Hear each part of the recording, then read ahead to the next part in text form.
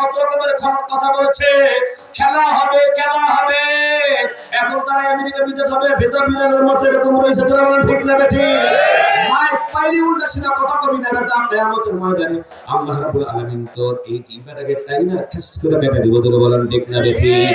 নবী করিম সাল্লাল্লাহু আলাইহি সাল্লাম বলেন, আমেরিকা লাগে নিশানা কন্ট্রোলে উঠাও, তোমার এই জিহ্বাটাকে তুমি কন্ট্রোল করো, যারা বলেন ঠিক না বেঠিক? এর জন্য এমন কথা বলবো না যে ঈমান নষ্ট হয়, এমন কথা বলবো, এমন আমল করব ঈমান যেন বাড়ে, বলে সুবহানাল্লাহ। আরেকটা আমল দিচ্ছি, নবী করিম সাল্লাল্লাহু আলাইহি সাল্লাম সাহাবাদেরকে বললেন, ও সাহাবীরা তোমাদের ঈমান বৃদ্ধি পাবে, মজবুত হবে, এমন একটা আমলের কথা বলবো নাকি? সাহাবীরা বলেন, ইয়া রাসূলুল্লাহ বলবেন। নবী করিম সাল্লাল্লাহু আলাইহি ওয়াসাল্লাম বলছেন, তা হচ্ছে তোমাদের ব্যক্তিগত জীবনে পারিবারিক জীবনে তোমার সালাম প্রচলন করো, জোরে বলেন সুবহানাল্লাহ। আর জোরে বলেন সুবহানাল্লাহ। সালাম ছোটরা বড়দেরকে দিবে, বড়রা ছোটদেরকে দিবে, ঠিক কি না জোরে বলেন? হ্যাঁ, খালি বড়, খালি অহংকার খালি আমাদের মধ্যে আছে না নাই? বলেন আছে না নাই? খালি অহংকার, খালি বড়ত্ব। এক মুরব্বি ওই বাংলাদেশে একটা অভ্যাস যে বুঝো হয়ে বুড়ো হয়ে যখন কুচো হয়ে যায় তখন হজের কথা মনে হয়। এক লোক এরকম ভাবে বুড়ো, খুব বয়স খুব বেশি, তো সে চিন্তা করলো আমার মতো বয়স তো কেউ নাই, আমার মোটামুটি 90 পার হয়ে গেছে, 95 বয়স, তো আমি এখন মোটামুটি আলহামদুলিল্লাহ। এতদিনের জন্য চেয়ার দেন নাকি আমি এখানে বসি? আলহামদুলিল্লাহ আলহামদুলিল্লাহ। সম্মানিত ভাইরা আমার, তো যাই হোক আমাদের অবস্থা এরকম যে বুড়ো হয়ে যখন কুচো হয়ে যায় তখন হজের কথা মনে হয়, ঠিক না বেঠিক জোরে বলেন? কিন্তু না, হজটা আমরা আগে আগে করবো ইনশাআল্লাহ। সম্মানিত ভাইরা আমার, মান হাজ্জা লিল্লাহি ফালাম ইয়ারফাস ওয়ালাম ইয়াফসুক রাজা কায়ামি ওয়ালাদাতহু উম্মু। নবী করিম সাল্লাল্লাহু আলাইহি ওয়াসাল্লাম বলেন যে হজ্জে মাবরুর করলো, আল্লাহু আকবার, সে হজের ভিতরে কোনো দুনিয়াবি কোনো ইচ্ছা না থাকে, ফায়সা না থাকে, অশ্লীলতা না থাকে, ওই হজ যে করে আসে সবেম যেন তার মা তাকে এক মাত্র প্রসব করলো বেগুনা মাসুম হয়ে যায়, বলে সুবহানাল্লাহ। আর হজ্জুল মাবরুর লাইসা লাহু জাযাউন ইল্লা জান্নাহ, হজ্জে মাবরুর পুরস্কার একমাত্র জান্নাত, বলে সুবহানাল্লাহ। তো যাই হোক ওই লোকটা হজ করতে গিয়েছে, বয়স খুব বেশি, এখন সে রওজায়ে আতাহারের সামনে দেখতেছে গুনগুনিয়ে আর তার কান্না করতেছে, তো জিজ্ঞেস করতেছে, ভাই আপনি কাঁদেন কেন, কি হয়েছে, আপনার সমস্যা কি? চোখটা বড় বড় করে তাকাইছে, আপনার যখন খুনখুন্ডে বুড়ো দেখা যায়, কত বয়স আপনার? 103। মুখটা একবারে কালো হয়ে গেল, আমি মনে করছিলাম 95 95, আমার বেশি 103। তো কাঁদেনটা কি হয়েছে? হ্যাঁ, এরা এত বুড়া কালে আমরা আইতে বসে গেলাম, সে মনে করছে যে আমি খুব বেশি, আমি খুব বড়, অন্য কেউ আর বসে বড় দিতে পারবে না, কান্দির জন্য আমার বাপে আমারে মারছে।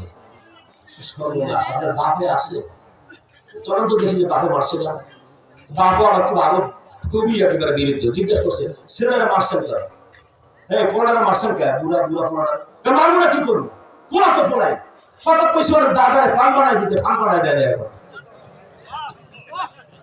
চিন্তা করছে অবস্থা, ওই লোক বলে দাদাও আছে, বড় বড় আছে না নাই? আছে না নাই? আছে আছে আছে। দেখতে কথা বলি ইনশাআল্লাহ আমি তার ছেড়ে চলে যাবো, আমি জানি আপনাদের কষ্ট হচ্ছে, দরিদ্রের ভাগ। সম্মানিত ভাইরা আমার, একটা বিষয় দেখেন, আপনি আজকে যাকে একটু হৃদয় দিয়ে, দিল দিয়ে, মন দিয়ে আপনি একটু চিন্তা করেন তো কথা, আপনি যাকে ষড়যন্ত্র করে কেরাবারে ফাঁসাচ্ছেন। আরে আমি তো এখন যদি এখানে বলি যে আপনার দাদার বাপের নাম বলেন, কয়জনে বলতে পারবে? আমি তো নিজেই জানি, আমি ওই পর্যন্ত শেষ, আমি আমার বাবা দাদা পর্যন্ত শেষ, এরপর আমি পারবো না, আমি শেষ। এখন আপনি চিন্তা করেন, আপনার দাদার বাবা ছিল কি ছিল না? আওয়াজ দিয়ে। আচ্ছা, তার বাবা ছিল কি ছিল না? ছিল। আপনি আজকে যাকে মারতেছেন সে আপনার দাদার বাবার বাবার অমুকের ছেলের ছেলের ছেলের অমুকের স্ত্রীর স্ত্রীর অমুকের তমুকের, এরকম ভাবে তার ছেলে, ঠিক কিনা জোরে বলেন? আমার কথা ইন্নামাল মুমিনুনা ইখওয়া ফাসতিউ বাইনা আখাওয়াইকুম ওয়াত্তাকুল্লাহ লাআল্লাকুম তুরহামুন। আল্লাহ বলেন সমস্ত মুসলমানরা তোমরা ভাই ভাই, নিজেদের মধ্যে তোমরা যদি এরকম ভাবে ঈদ হয় তোমরা একে অন্যকে এরকম ভাবে মিলাইয়া দাও, সংযুক্ত করে দাও। তো সম্মানিত ভাইরা আমার, তাহলে বুঝলাম যে আমরা মুসলমান যারা আছে সকলে ভাই ভাই, কি বলে ঠিক না? তাহলে এই যে ষড়যন্ত্র আমরা করতেছি, এক মুসলমান আরেকজনকে এরকম ভাবে ক্ষতি করতেছি, ক্ষতি সাধন করতেছি, বলতো নিজের ভাইকে নিজের বোনকে অমুক করুক, আমি কিন্তু চিনি না। আরে আমার নিজের আত্মীয় স্বজন আমি চিনি না। চাঁদপুরে যখন আমি যাই তখন এরকম ভাবে কোনো মুরব্বী মানুষ যারা আছে এসে আমার গ্রামের এলাকায় মফস্বলে, সেখানে গেলে আমাদের দেশের ভাষায় কথা নাও বুঝতে পারেন, ইয়ো মালান স্যার, আমি সিরিঙ্গি, আমি তো আপনার বাপের মুক্ত, তো আমাদের আত্মীয় স্বজন যেগুলো সেগুলি তো আমরা চিনি না, কি বলে ঠিক না? এর জন্য সমস্ত মুসলমান আমাদের হৃদয়ের ভাই, এবং আমরা ক্ষতি সাধন করবো না ইনশাআল্লাহ। আপনি যদি আরেকজনের ক্ষতি করেন আপনার বাস পাইকারি ধরে যাবে, ঠিক না? বেরিয়ে পড়। আর একটা কথা বলি, খালি কথা মনে আসে এখানে, আপনাদের ঘুম যাতে না আসে যেন মনে দরকার। কথাটা কি, একজনে লাইলাতুল কদরে আল্লাহর কাছে দোয়া করতেছে, আল্লাহ তাআলা লাইলাতুল কদরে দোয়া কবুল হয় জানি। আল্লাহ হুজুরে কইছে আজকে যা করব তাই হইব, আমি আর কিছু চাই না, সারা রাত ইবাদতের বদলায় যা ইবাদত করবো, আল্লাহ ওই আমার পাশের বাড়ির অমুকের যে একটা ঘোড়া আছে, ঘোড়াটা যাতে মইরা যায়। তো মোটামুটি কাইন্দা কাইন্দা আমার কাছে বদদোয়া কইরা যায়, নামাজটা লইয়া তারপর যাইতেছে, যা আছে খুশি, তোর ঘোড়া আজকে শেষ। যে ঘরে গেছে, ঘরে যা যায় যে মার মুখটা মলিন হয়ে গেছে। কি হয়েছে মা? আমি কালকে বাইরে ছিলাম যে তুমি রাগ করছো, তোমার মুখে হাসি টাসি নাই, কিচ্ছু না, তুমি না কইলা যাইতে হেলেও তো গেলাম, না হাসি ছেড়ে থাকবো কি, মনটা খারাপ না, কি হয়েছে? ওই যে গাড়িটা আম করে দুধ দিত, এই গাড়িটা তো মরে গেছে। আমি আল্লাহ তুমি কি ঘোড়ার গাড়িও ছিল?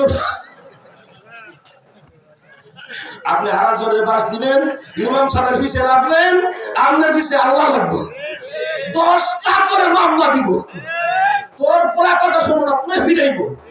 এর জন্য সাবধান, সতর্ক হয়ে যায়। হুজুরকে ফিসে লাগে কি লাগে না? লাগে কি লাগে না? আরে ঘরে বললে সাল না মিটাইতে পাই না, বললোকে সাল মিটাইতে না পারে। আমি ঢাকার কথা বলতেছি, আপনার এলাকার কথা। এই সাল মিটাই কিছু করে আমগুলোকে দরকার না। আলহামদুলিল্লাহ আমি এক জায়গায় ইমামতি করি, এক জুমা রক্তে নামাজ পড়ে 50,000 টাকা স্যালারি দেয়, আর এক জায়গায় 3 জুমা পড়ে 20,000 টাকা স্যালারি দেয়। আলহামদুলিল্লাহ আমরা অনেকেই আমরা চাই যে সারা বাংলাদেশের ইমামগুলোর ইজ্জত সম্মানে থাকুক, বলেন আমিন। আর আলেমদের ইজ্জত সম্মান বাড়িয়ে দিয়েছেন কে? ইরফা'iল্লাহুল্লাযীনা আমানু মিনকুম ওয়াল্লাযীনা উতুল ইলমা দারাজাত। সুবহানাল্লাহ। আলেমদের ইজ্জত করব, সম্মান করব। যাই হোক, যে কথাগুলি বলতেছিলাম, অন্যের ভালো চাইবো ইনশাআল্লাহ। অন্যের জন্য আমি ভালো চাই, আল্লাহ আমার ভালো করবেন, ঠিক না?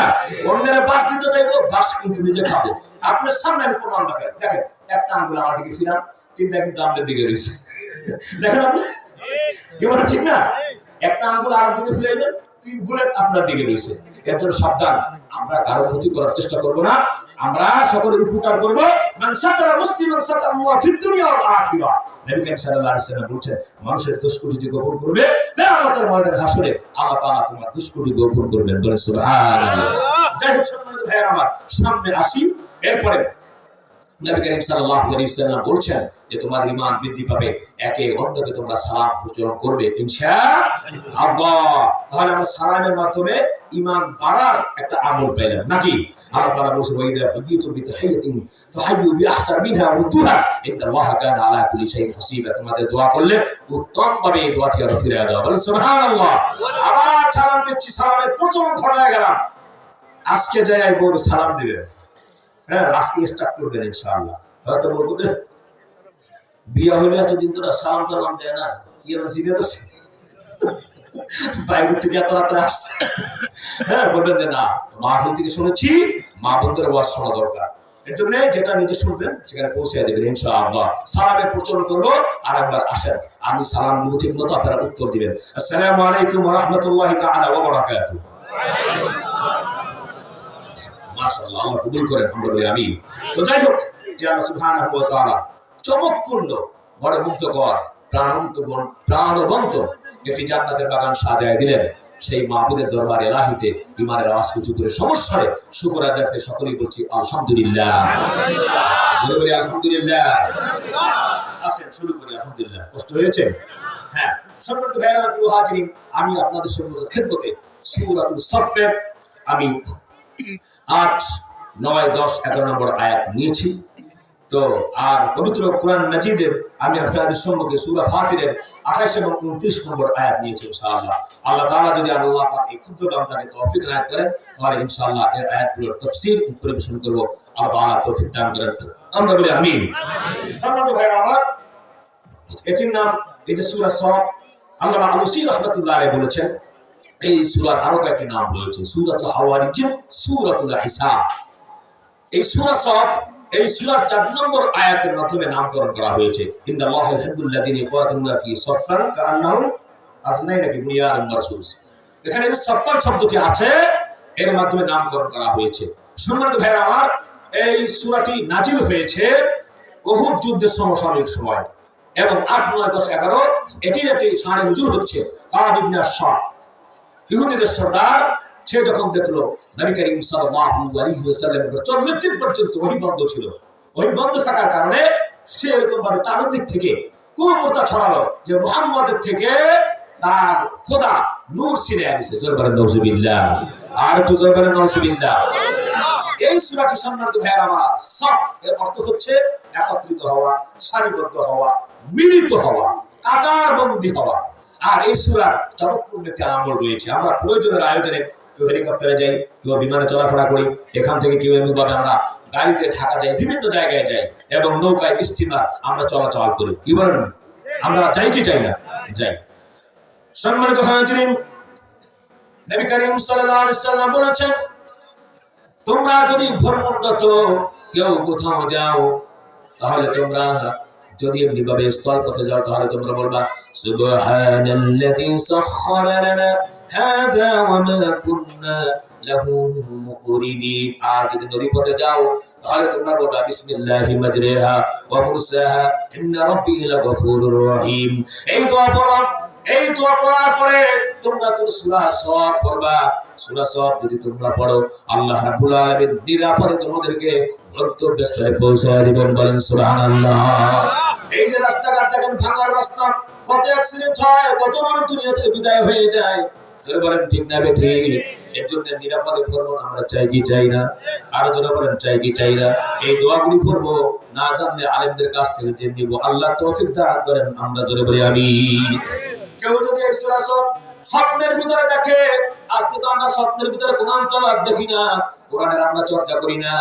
এক সময় কোরআনের চর্চা বাংলাদেশের মধ্যে ছিল। যারা এরকম ভাবে মেয়ে ছিল তারা সূরা ওয়াকিয়া পড়তো, সূরা মুলক মুখস্থ করতো, ইয়াসিন মুখস্থ করতো। তার কারণ তারা জানতো পাত্রপক্ষের যারা আছে তাদের মুরব্বিরা ইন্টারভিউ নিবে, যদি কোরআন তেলাওয়াত না জানি বিয়া হবে না। জোরে বলেন ঠিক না বেঠিক?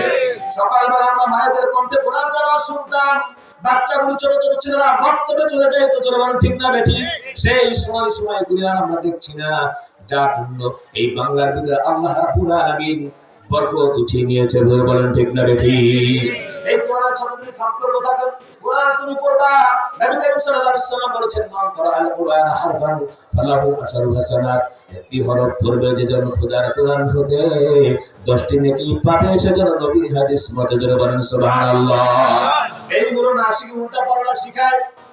কি শিখায়? হাট্টিমা টিম টিম, তারা মাঠে পারে টিম, তাদের খারাপ দুটো শিখেগুলো আসে না কিরকম ফালতু এগুলো শিখা। জোরে বলেন ঠিক না বেঠিক? আমরা আজকে এটা শিখে যাব, আর তো আমরা শিখবো না তো হাট্টিমা টিম টিম, শিখবো মোরা এখন থেকে আলিফ লাম মিম। আর তো আমরা বলবো না তো আকদুম পাকদুম, শিখবো মোরা এখন থেকে গোসল ফরজ ফজর তায়াম্মুম। জোরে বলেন ঠিক না বেঠিক? এইটা দুটো হাতে দারুস সুন্নাহ হাফিজিয়া মাদ্রাসায় শিখায় কি শিখায় না? আর জোরে বলেন শিখায় কি শিখায় না? অবশ্যই আমরা মাদ্রাসায় শিখে নেব। আল্লাহ রাব্বুল আলামিন কবুল করুন, আমরা বলি আমিন। সম্মানিত ভাইয়েরা আমার, জন্য কোরআন আছে যেখানে আমরা থাকবো, কোরআনের সাথে তারা থাকবে, কোরআন অনুযায়ী যারা আমল করবে। ইকরাউল কোরআন ফাইন্নাহু ইয়াতি ইয়াউমাল কিয়ামাতি শাফিয়াল লিআসহাবি, কোরআন সুপারিশ করে তাকে জান্নাতে পৌঁছে দেবে। জোরে বলেন সুবহানাল্লাহ। আজকে কোরআন আমরা পেয়েছি, আমাদের কপাল ভালো, কিন্তু কোরআনের যথাযথ আমরা আমল করতে পারি নাই ভাইয়েরা আমার। আজকে সারা বাংলাদেশ নয়, শুধু পৃথিবীর ভিতরে মুসলমানরা নির্যাতিত, নিষ্পেষিত, অবহেলিত, বঞ্চিত। ঠিক কিনা জোরে বলেন? অথচ নবী করিম সাল্লাল্লাহু আলাইহি ওয়াসাল্লাম বলছেন, পথহারা যারা রয়েছে তারা যদি এরকম ভাবে পথের দিশা পেতে চাও, তাহলে সম্মানিত ভাইয়েরা আমার, তারা এরকম ভাবে তারা যদি তোমরা এক ঝাঁকে যদি পথের দিশা পেতে চাও, দুইটা জিনিস নবী করিম সাল্লাল্লাহু আলাইহি ওয়াসাল্লাম বলেছেন, দেখে গিয়েছেন। তারাকতু ফীকুম আমরাইন লাম তাদুল্লু মা তামাসসাকতুম বিহিমা কিতাবাল্লাহি ওয়া সুন্নাত রাসূলি সাল্লাল্লাহু আলাইহি ওয়াসাল্লাম। I am living for you putting the Quran and Sunnah. You will never be led to any path if you follow these two things strictly. Nabi Karim সাল্লাল্লাহু আলাইহি ওয়াসাল্লাম বললেন, দুটি জিনিস রেখে গেলাম তোমাদের জন্য, কোরআন এবং হাদিস কারি করবে সদা গণ্য, কোরআন এবং হাদিস রেবাই করবে ধারণ যারা, রাসূল বলেন কবু তারা হবে না পথহারা। জোরে বলেন সুবহানাল্লাহ। আর জোরে বলেন সুবহানাল্লাহ। তাফসীরের শানে নজরুল তো পড়ে আছে। সম্মানিত ভাইয়েরা আমার, কাব ইবনে আশরাফ ইহুদিদের সর্দার, সে বলছিল নূর ছিনিয়ে নিয়েছে। কিন্তু এই নূরের দায়িত্ব রেসপন্সিবিলিটি একমাত্র আল্লাহ। জোরে বলেন কার? আর জোরে বলেন কার?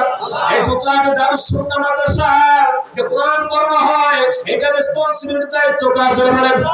এই নূরের সাথে আমরা একটু পরিচিত হই। আমরা চাই কি চাই না পরিচিত হইতে? এই নূরকে যদি আপনি জিজ্ঞাসা করেন, নূর তোমার নাম কি?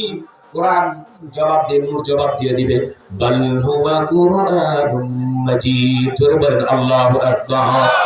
আমার নাম হচ্ছে কোরআন মাজিদ। বুঝলাম, তোমার নাম কোরআন মাজিদ, তোমার বাড়ি কোথায়? এই কোরআন নূর জবাব দিয়ে দিবে, ফি লাউহিন মাহফুজ। জোরে বলেন আল্লাহু আকবার। আবার এটাকে জিজ্ঞেস করেন, বুঝলাম, তুমি কি একা একা আসছো নাকি কারোর সাথে আসছো? এই নূর জবাব দিচ্ছে, নাজালা বিহির রূহুল আমিন। জবাব দিচ্ছে, আমি একা একা না, আমি 23 বছরের সুদীর্ঘ প্রয়োজনের আয়োজনে হযরত জিবরাইলের সাথে আমি এসেছি। বলেন সুবহানাল্লাহ। মুসলিমের কার বাণী? কোরআন জবাব দিয়ে দেয়, তানসিলুম মির রাব্বিল আলামিন। জোরে বলেন সুবহানাল্লাহ। সুতরাং এই নূর যেন কোন নূর না ফু দিয়ে তুমি নিভায়া দিবা, ষড়যন্ত্র করে তুমি নিভায়া দিবা। বাংলাদেশের ভিতরে শুধু মাদ্রাসা নয়, মসজিদে কিন্তু তালা মারা হয়েছিল। বলেন ঠিক না বেঠিক? মসজিদে আজান দিতে দেয় না। বলেন ঠিক না বেঠিক? কত মাদ্রাসা আমাদেরকে টর্চার, কত অত্যাচার, কত জুলুম করছে। কিন্তু ভাই, সম্মানিত ভাইরা, একটা কথা বুঝতে হবে, কোরআনের নূর কি তারা ছেড়ে দিতে পারছে? ফু দিয়ে কি বন্ধ করতে পারছে? পারে নাই। কারণ এই কোরআন হচ্ছে, সম্মানিত ভাইরা আমার, এই যে কোরআনের যে নূর আপনি দেখতেছেন, সম্মানিত ভাইরা আমার, এটা হচ্ছে রাসূলের মিরাস। বলেন সুবহানাল্লাহ। এই পৃথিবীর ভিতরে যারা ধনাঢ্য ব্যক্তি, যাদের টাকা পয়সা আছে, তাদের শত্রুও বাড়ে। কি বলেন ঠিক না ঠিক? কিন্তু আল্লাহ রাব্বুল আলামিন যাদের অন্তরে ইলম দিয়েছেন, তাদের আরো বেশি বন্ধু বাড়ে, মহব্বত বাড়ে। ঠিক না ঠিক? জোরে বলে। আল্লামা মামুনুল হককে গ্রেফতার করছিল, তার জনপ্রিয়তা কমছে না বাড়ছে? সাইদি সাহেব এরকম ভাবে সম্মানিত ভাইয়ারা অন্ধকার প্রকোষ্ঠে রাখছে, তাদের জনপ্রিয়তা বাড়ছে না কমছে? আমি আগে আপনাদের পা ধরেছি,